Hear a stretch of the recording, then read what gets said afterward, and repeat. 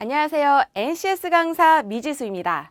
이번 시간은 기업이 차상위로 많이 선택을 하고 그만큼 중요한 수리 능력에 대해서 알아보고자 합니다. 보통 수리 능력이라고 하면 어렵다 또는 머리 아프다 이런 반응을 많이 하시는데요. NCS의 수리 능력은 어려운 수학이 아닙니다. 일반적인 직장 사무를 보면서 수행할 수 있는 수준의 문제가 나오는데요. 예를 들어 회사에 들어가면 다른 제품과 가격 비교를 한다든지 업무 비용을 측정한다든지 실적을 도표로 나타내어 윗선에게 보고를 한다든지 어떤 여러 가지 상황이 발생할 수 있겠죠. 회사에서는 여러분들이 이런 능력이 있는지 궁금해할 것이고요. 따라서 NCS 수리 능력에서는 업무에 필요한 수리 문제만 나옵니다. NCS의 모토가 스펙, 타, 파입니다. 필요 없는 스펙을 버리자가 모토이므로 업무할 때 미분이나 적분이 필요 없다면 시험에 굳이 내진 않겠죠. 따라서 미리 겁먹으실 필요 없습니다. 그렇다면 사람들은 왜 수리 능력에 대해 어렵다고 하는 것일까요? 난이도에 따라서 조금씩 다르겠지만 제한 시간 내에 모든 문제를 올바르게 풀어야 한다는 점이 우리를 힘들게 합니다. 응시자들 대부분도요, 수리 능력은 문제를 풀기 위한 시간 관리가 가장 필요한 영역이라고 반응을 하는데요. 그만큼 시간 관리가 중요한 영역입니다. 문제를 푸시다 보면 조금은 쉬운데 라고 느끼시는 분도 계실 텐데요. 우리 어떠한 과목을 배울 때 처음 배울 때는 어려운 문제부터 풀지 않잖아요. 그와 같이 마페는 NCS의 정석이라고 생각을 하시고 저는 끊임없이 여러분들께 출제자분들이 어떻게 난이도를 높이는지 그리고 그에 대해 어떻게 우리는 해결해 나갈지에 대해 제시해 드릴 것입니다. 지피지기면 백전백승이라고 하였습니다. 수리 능력에서 어떤 능력을 평가하고 싶은 것인지 한번 하위 능력의 교육 내용을 보며 알아보시죠. 수리 능력에는 이렇게 4가지의 하위 영역이 나뉘는데요. 기초 연산 능력, 기초 통계 능력, 도표 분석 능력, 도표 작성 능력 이렇게 4가지로 나뉩니다. 그렇다면 우선 기초 연산 능력부터 보시죠. 기초 연산 능력에는요. 지식, 기술, 태도 이렇게 3가지 분류로 나누고요. 사실 회사에서 알고 싶은 거는 이 태도 부분에 속합니다. 이해와 접근이라는 곳을 보면 표가 되게 길게 나와 있어요. 저는 그중에 몇 가지만 갖고 온 것이기 때문에 반드시 모든 내용을 숙지해 주시길 바랍니다. 그렇다면 조직의 예산안을 작성할 수 있는지 회사가 궁금해합니다.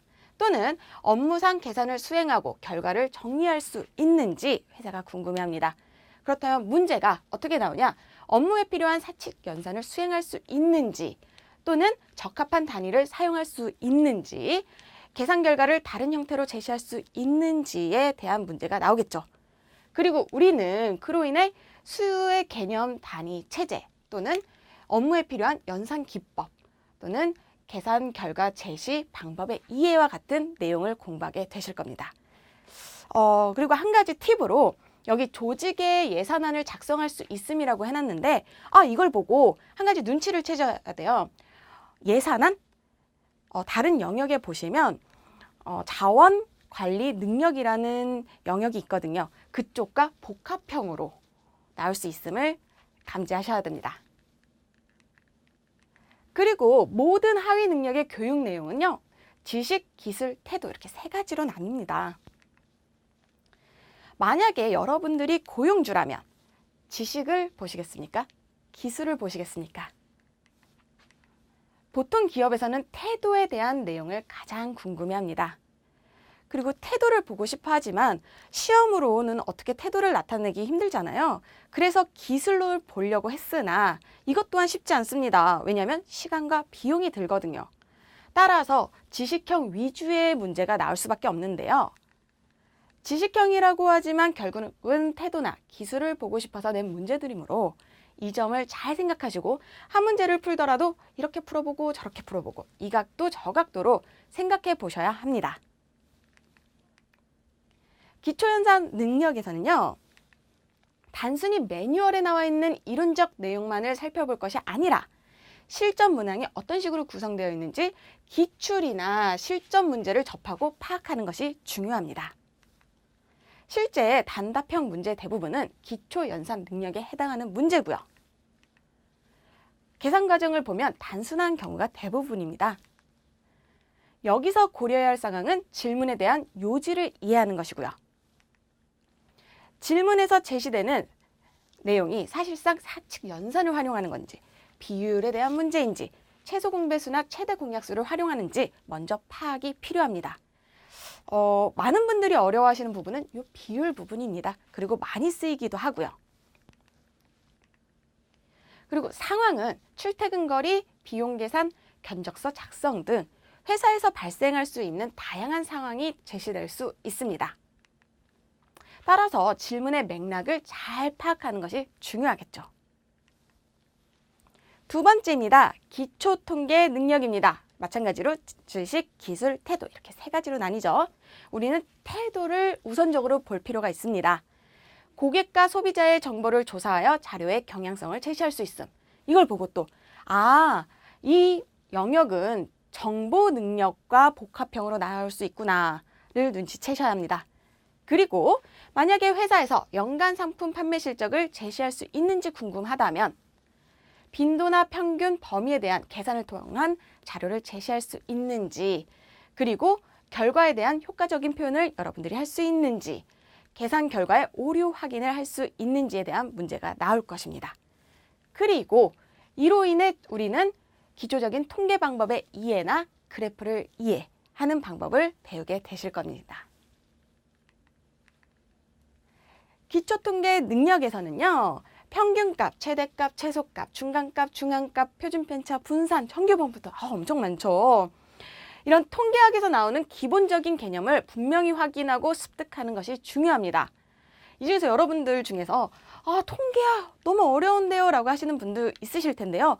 이 내용은 중학교 수학 내용 정도의 수준으로밖에 안 나와요. 따라서 너무 겁내지 않으셔도 됩니다. 그리고 실제 계산 문제는 많이 나오는 편은 아닙니다. 기초통계 능력의 특성상 단순 계산이라도 수치 데이터가 상대적으로 많은 경우 문제를 푸는 시간이 다른 문제보다 더 많이 소요될 수 있습니다. 세 번째입니다. 도표 분석 능력입니다. 여기도 마찬가지로 태도부터 보시죠. 아까도 말씀드렸지만 이 표가 엄청 길어요. 그래서 반드시 이해와 접근 부분을 피셔서 꼭 다 숙지하시길 부탁드립니다. 업무 수행 과정에서 도표를 주어진 자료를 해석할 수 있는지 만약에 회사에서 궁금했다면요. 제시된 도표의 비교 분석 또는 도표로부터 정보를 획득할 수 있는지 아니면 도표의 핵심 내용을 파악할 수 있는지에 대한 문제가 나오겠죠. 그리고 우리는 도표 종류, 분석 방법, 그 다음에 제목 해석 원리와 같은 내용을 공부하게 되실 겁니다. 도표 분석 능력에서는요, 가장 중요한 거는 도표를 활용하여 어떤 문제를 인지하고 내용을 파악하거나, 이게 제일 중요하죠. 도표가 주는 핵심 메시지를 파악하는 것입니다. 도표의 종류나 구성 요소 등을 기본적으로 습득하고 그에 응용된 사례나 상황에 대하여 문제를 해결할 수 있는 능력이 필요합니다. 우와, 여기서 중요한 문제가 또 하나 나오네요. 문제 해결을 할 수 있는 능력. 문제 해결 능력이라고 표현할 수 있죠. 우리 다음 시간에 문제 해결 능력에 대해서 배울 건데요. 이 영역이 정말 중요합니다. 왜냐하면 어떤 영역과도 복합형으로 많이 나올 수 있거든요. 따라서 NCS 처음 배우시는 분이라면 꼭 문제 해결 능력부터 공부하고 다른 영역을 공부하시길 부탁드립니다. 예를 한번 보죠. 도표가 주는 내용을 분석하여 하나의 문제 해결책을 제시하는 경우, 이 경우는 수리 영역과 문제 해결 능력의 복합형 문제가 되겠구나. 이런 식으로 이렇게 문제를 복합형으로 많이 내는 추세입니다. 마지막입니다. 네 번째, 도표 작성 능력입니다.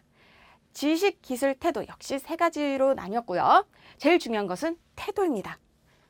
업무 중 계산을 수행하고 결과를 정리할 수 있는지 회사는 궁금합니다. 그렇다면 도표로 제시할 결과를 주요 내용을 요약을 할 수 있는지, 또는 효과적으로 표현할 수 있는지, 다양한 이미지에 대한 효과적인 활용을 할 수 있는지 문제에서 나올 거고요. 우리는 그로 인해 도표를 이용한 핵심 내용 강조 방법의 유형에 대해서 공부를 해야 되고, 시각화 표현 방법의 이해나 도표의 종류에 대해서 공부를 해야겠죠. 이와 같이 회사에서 알고 싶은 거, 이로 인해 어떤 문제가 나올지, 그리고 우리는 어떤 것을 공부해야 될지 이 표를 보면 알 수 있기 때문에 반드시 표를 숙지해 주시길 부탁드립니다. 도표 작성 능력은요, 기본적으로 도표를 분석하는 능력에서부터 시작합니다. 기본 지식형 문제로 도표의 작성 절차나 활용 방법 또는 도표를 활용한 시각화 방법 등이 문제화된 경우도 있습니다. 그러나 실제 많은 부분은요, 어떤 상황을 제시하고요, 그 상황에 제일 적절한 도표와 유형을 묻는 사례형 문제가 많이 출제가 됩니다. 이따 보시면 알겠지만 사례형도 있고요, 상황형도 있고요, 자료 제시형도 있습니다. 여러 가지 많이 나오는데요. 사례형 문제가 가장 많이 출제가 됩니다. 그리고 이미 작성된 도표를 제시하고 잘못된 사항을 고르는 문제도 출제가 됩니다. 왜 그러냐? 사실 여긴 도표 작성 능력이잖아요. 작성을 어떻게 하는지 궁금한데요. 문제 특성상 작성을 할 수 없어요. 이렇게 그릴게 할 수 없잖아요. 그래서 이런 식으로 이미 작성된 도표를 제시를 하고 여기서 잘못된 사항이 있는지 이런 식으로 문제가 구성이 됩니다. 이번에는 수리 샘플 문제에 대해서 알아보도록 하겠습니다. 기아는 기계부품 공장 생산 관리자이다 이렇게 해놨는데요. 여기다 밑줄을 치시고 이 문제는 상황 제시형입니다. 아까 살짝 언급해 드렸는데요. 상황 제시형 있었고요. 사례 제시형 있었고요. 자료 제시형 있습니다. 이 문제는 상황 제시형인 거 체크하고 넘어가시길 부탁드립니다. 그리고 아래 자료를 토대로 연간 생산량을 계산하다가 블라블라 나와 있는데요. 저는 이 문제를 다 풀어드리지 않습니다. 내년에 이 문제가 똑같이 나온다면 당연히 풀어드리죠. 그러나 그럴 확률이 좀 낮잖아요.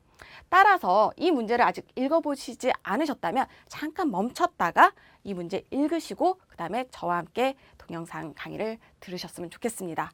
왜냐하면 저 같은 경우에는 이 계산 과정을 안 하고요. 난이도를 어떻게 높일지나 출제자분들이 어떻게 바라보는지 이 정도를 설명을 하기 때문에 만약에 문제를 읽지 않으셨다면 제가 외계어하는 수준밖에 안 돼요. 따라서 살짝 멈추셨다가 읽고 다시 들으시길 부탁드립니다. 그럼 문제를 한번 보시죠. 이 문제 계산 자체는 어렵지 않습니다. 생산 라인, 가동시간, 가동일, 생산량, 그리고 52주로 곱해버리면 어느 정도의 답 라인이 나오는데요. 그렇다면 이런 기본적인 문제로 출제자들은 어떻게 난이도를 높이려고 할까요? 만약에 일주일 가동일이 5일인데요. 중간중간에 공휴일을 넣습니다. 그러면 어떤 주는 4일, 어떤 주는 5일 이런 식으로 계산 과정이 복잡해지겠죠? 그렇다면 문제 푸는 시간이 올라갈 거고요. 난이도가 올라갑니다. 이런 식으로 출제자분들이 난이도를 높입니다.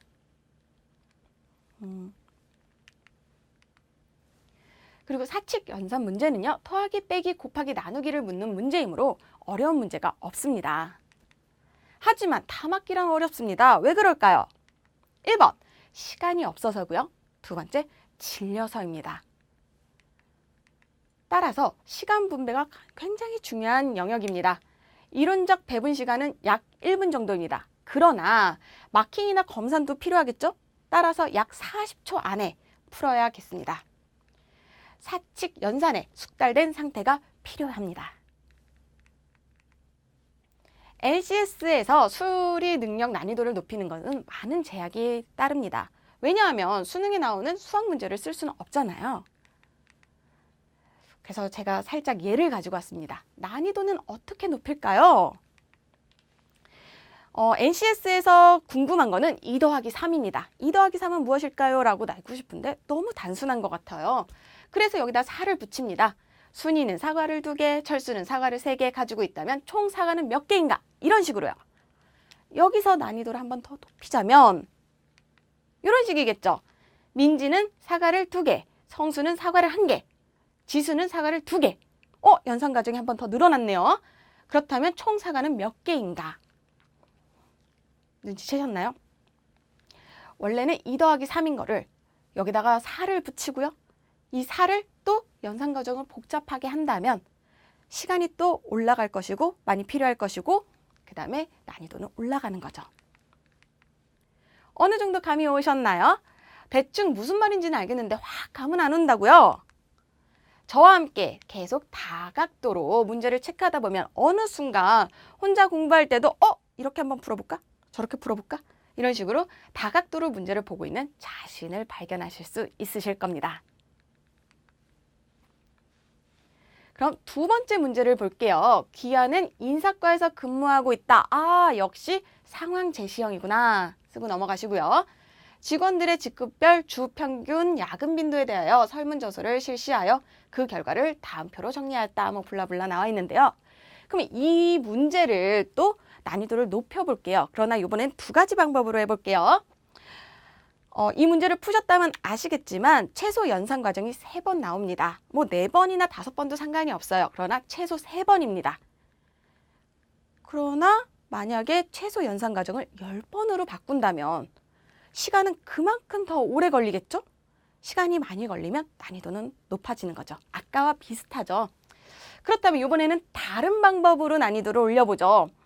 이 표를요. 직급별 주평균 야근 빈도가 평사원은 1.9일, 대리급은 2.3일, 과장급은 2.4일 이런 식으로 말로 다 써놨다면 분석하는데 또 시간이 오래 걸리겠죠?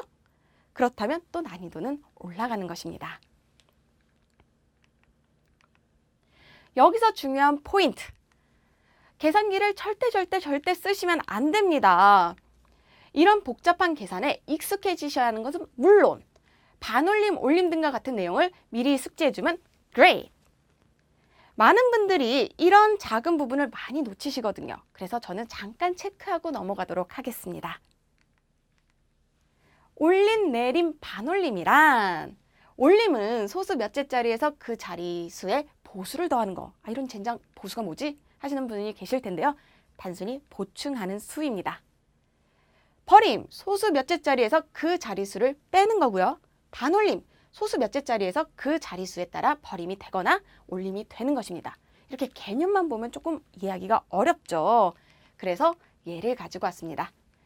24.613이라고 나와 있는데요. 소수 첫째 자리에서 올림을 하면 소수 첫째 자리에서 올림을 한다.